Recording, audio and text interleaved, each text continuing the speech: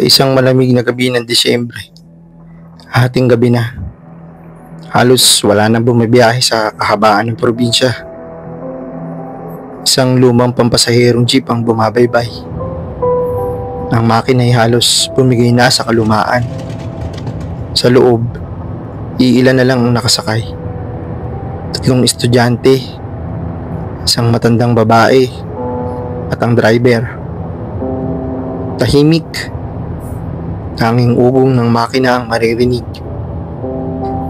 Nang huminto ang jeep sa isang madilim na kanto, may sumakay na isang babae.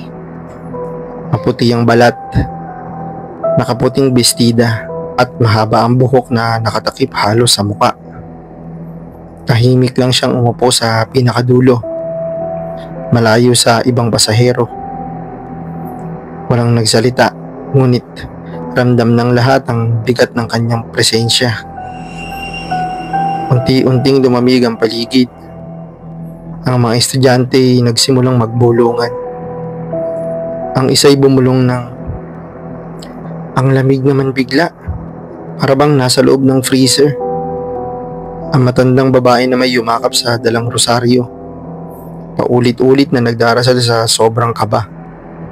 Habang tumatakbo ang jeep, napansin ng driver na kahit gaano kabagal o kabilis ang andar niya ay nakikita niya sa salamin ng babaeng nakaputi na nakatingin sa kanya. Hindi kumukurap, walang emosyon. Kinilabutan siya, pero pinilit niyang wag ipahalata. Lumipas ang ilang minuto, isa-isang bumaba ang mga pasahero. Una, ang 3 estudyante. Pagkatapos, ang matandang babae.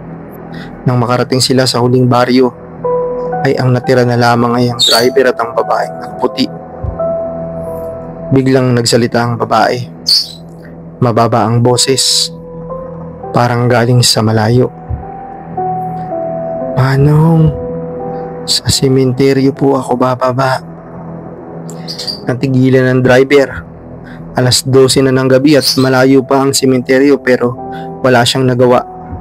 Huminto siya sa harap ng sementeryo at naghintay na bumaba ang babae.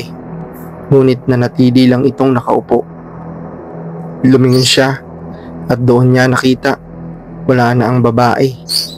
Ang pintuan ng jeep ay nakasarado pa rin.